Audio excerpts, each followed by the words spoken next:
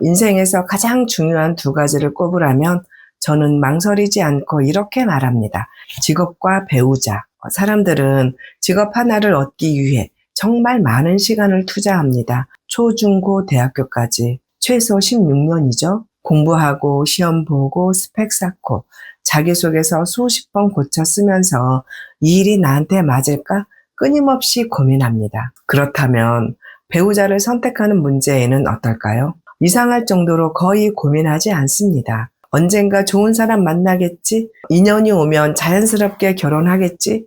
느낌이 좋으면 되는 거 아니야? 마치 배우자는 하늘에서 정해진 시간에 뚝 떨어지는 선물처럼 기다려요. 그리고 결혼하고 나서 이런 말을 합니다. 왜 이렇게 안 맞죠? 이 사람이랑 사는 게 왜 이렇게 힘들죠? 저는 이 말을 들을 때마다 속으로 이렇게 생각합니다. 시행착오가 생길 수밖에 없어요. 배우자 선택만큼은 아무도 제대로 가르쳐 준 적이 없었으니까요. 그럼 우리는 왜 결혼을 할까요? 돈 때문도 아니고 외로움 하나 없애보겠다고 인생을 거는 선택도 아닙니다. 결혼은요, 평생 내 편이 되어줄 단 한 사람을 찾는 일이에요. 하루 종일 세상에서 치이고 몸도 마음도 너덜너덜해진 채 집에 들어왔을 때 오늘 힘들었지? 고생했어. 이 한마디에 사람이 풀어지잖아요. 내가 무너질 때 안아줄 사람, 내가 웃을 때 같이 웃어줄 사람, 세상이 전부 등을 돌려도 그래도 내 편이라고 말해줄 사람,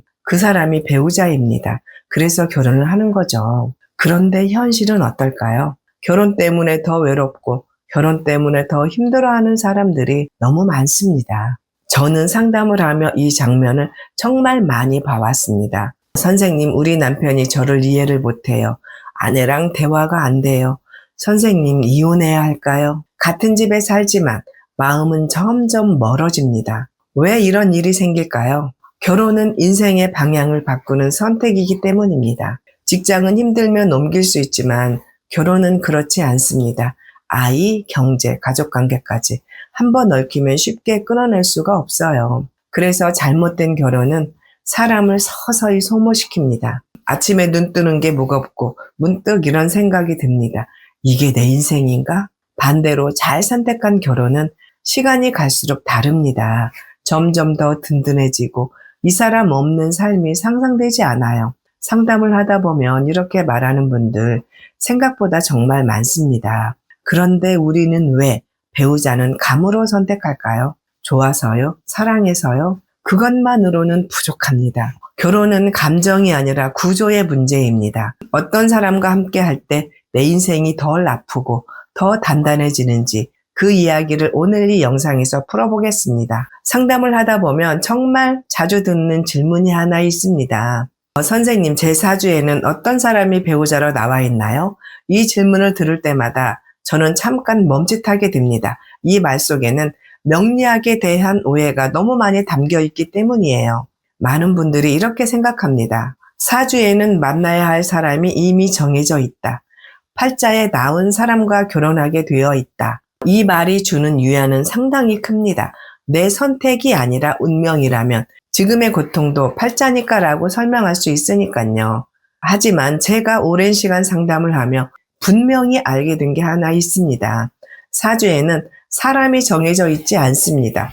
대신 정해져 있는 건 흐름이에요. 언제 힘이 붙고 언제 꺾이고 언제 확장되고 언제 움츠려 드는지 이 흐름을 보는 것이 사주입니다. 제가 상담하는 명리학, 자연순환 운명학은 바로 이 흐름을 읽는 데 초점을 둡니다. 그래서 제가 궁합을 볼 때 가장 중요하게 보는 건 십성도 재성도 아닙니다. 바로 계절입니다. 지금 이 사람이 인생의 어떤 계절을 살고 있는지, 그리고 상대는 어떤 계절에 서 있는지, 그 차이가 결혼 생활을 완전히 갈라놓습니다. 저는 이런 비유를 자주 쓰는데요. 퇴근하고 집에 가야 하는데 그 집에 다시 출근하는 느낌이 든다면 어떠시겠어요? 집은 원래 에너지를 회복하는 공간이죠. 그런데 집에 들어가는 순간 말을 골라서 해야 하고 눈치를 봐야 하고 감정을 관리해야 한다면요. 이미 방전된 상태에서 또 에너지를 쓰라는 겁니다. 이게 바로 계절이 다른 부부의 일상입니다. 나 오늘 힘들었어 라고 말했는데 그게 뭐가 힘든데? 라는 반응이 돌아오고 위로를 기대했는데 설명이 필요해집니다. 그러면 사람은 점점 말을 줄이게 돼요. 말해봤자 소용없어. 어차피 이해 못해. 지금 이게 쉼일까요? 아니죠.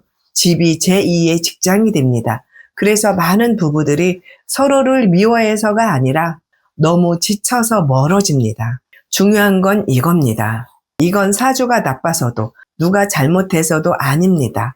계절이 다른 상태에서 부부가 되었기 때문이에요. 사람은 자기가 서 있는 계절에서 세상을 해석합니다. 그래서 저는 사주에 정해진 사람을 찾으라고 말하지 않습니다. 대신 이렇게 말씀드리죠. 자신과 같은 계절을 가는 사람을 찾으세요. 지금의 나와 같은 흐름 위에 서 있고 같은 속도로 삶을 살아가는 사람인지가 결혼의 난이도를 결정합니다. 여기서 많은 분들이 착각하는 게 하나가 있습니다. 그래도 사랑하면 되지 않나요? 조금만 더 이해하면 되지 않나요? 이 마음은 참 예쁜데요. 현실에서는 거의 작동하지 않습니다. 계절이 다르면 사랑은 버팀목이 아니라 소모품이 됩니다. 그리고 그 과정은 아주 조용하게 시작돼요. 처음에는 서로를 도와주고 싶어서 참습니다. 지금 힘든 시기인가 보다. 내가 조금 더 맞춰주면 괜찮아지겠지? 그런데 문제는 이 조금이 하루 이틀이 아니라 아주 오랜 시간이 걸린다는 거예요. 계절이 다른 상태에서 결혼한 많은 경우는 결핍에서 출발합니다.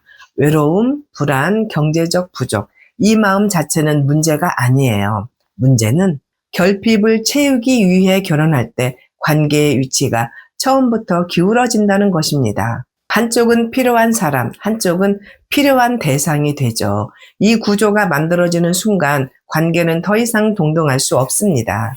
계절이 다를 때 가장 힘든 순간은 한 사람만 잘 될 때입니다. 한쪽은 상승기, 다른 한쪽은 정체기나 하강기일 때, 이때 상대의 성공은 기쁨이 아니라 비교가 됩니다. 당신은 좋겠다라는 말 속에 축하보다 상처가 쌓이기 시작합니다. 계절이 다르면 가장 먼저 사라지는 건 공감이에요. 오늘 힘들었어 라는 말이 위로가 아니라 설명이 필요한 말이 됩니다. 아기가 있어서가 아니라 서 있는 계절이 다르기 때문이에요. 그래서 대화는 줄고 사람은 점점 입을 닫게 됩니다. 계절이 다른 부부에게 집은 쉬는 곳이 아닙니다. 말, 표정, 기분을 계속 관리해야 하는 공간이 되는 거죠. 그래서 많은 부부들이 싸워서가 아니라 지쳐서 멀어집니다. 결론은 이것입니다. 계절이 다르다는 건 성격 문제도 노력 부족도 아닙니다. 출발선이 다른 상태에서 같이 달리고 있었을 뿐입니다. 그래서 많은 결혼의 문제는 사람의 문제라기보다는 계절의 문제인 경우가 많습니다. 그런데요, 모든 부부가 이렇게 무너지는 건 아닙니다. 상담을 하다 보면 아주 다른 이야기를 하는 분들이 계세요. 선생님, 그때 정말 힘들었는데요. 이상하게 집에만 가면 숨이 좀 쉬어졌어요. 상황은 최악이었는데 그래도 옆에 이 사람이 있어서 버텼어요.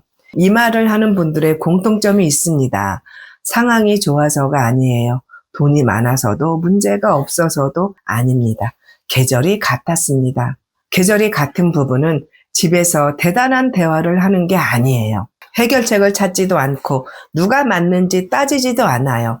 그냥 하루를 내려놓습니다. 퇴근하고 들어와서 신발 벗고 가방 내려놓고 아무 생각 없이 이런 말이 나옵니다. 오늘 진짜 별일 없었는데 그냥 좀 피곤하더라. 괜히 말 한마디 했다가 기운이 빠졌어. 집에 오니까 이제 좀 살 것 같다. 배우자는 그 이야기를 분석하지 않습니다. 정리해주지도 않아요. 그냥 이렇게 말합니다. 오늘 하루가 좀 길었구나. 그럴 수 있지. 그 한마디에 하루가 접힙니다. 더 설명하지 않아도 되는 순간이죠. 이게 계절이 같은 사람들 사이에서만 생기는 리듬이에요. 계절이 같은 부부는 한 사람이 잘 될 때 진심으로 자기 일처럼 기뻐해주고 축하해줄 줄 압니다. 억지로 축하하려 애쓰지 않아도 되고 괜히 눌러 담을 필요도 없어요. 요즘 일 잘 풀려. 이번엔 결과가 괜찮게 나왔어. 이 말을 들었을 때 마음 한쪽이 먼저 반응합니다. 그래, 다행이다. 그럴 줄 알았어. 이건 의무적인 반응이 아니라 실제로 그렇게 느껴지기 때문이에요. 이 사람이 잘 되는 것이 나와 무관한 소식이 아니라 같은 흐름 위에서 일어난 일처럼 느껴지거든요. 그래서 기쁨이 비교로 바뀌지 않고 관계를 흔들지도 않습니다. 이런 관계에서는 굳이 떨어져 있으려 하지 않아요. 같이 있어도 편하고 같이 있으면 더 안정이 되니까 자연스럽게 늘 붙어 다니게 됩니다. 이건 집착이 아니라 에너지가 순환되는 상태입니다.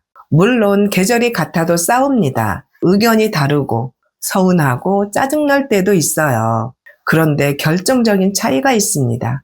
싸움이 관계의 존재 자체를 위협하지 않습니다. 그래서 말다툼이 끝나도 관계는 남아있어요.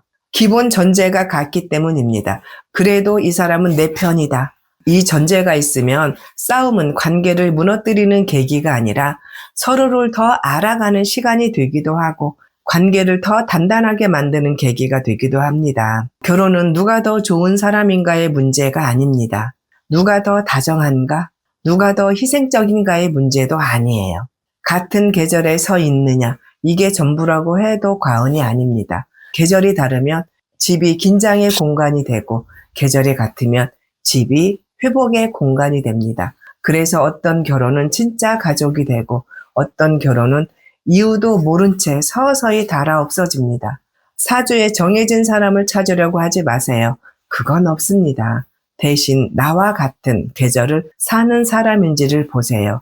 그 사람이 오래 곁에 남을 사람입니다. 그리고 이건 감으로만 알 수 있는 문제가 아닙니다.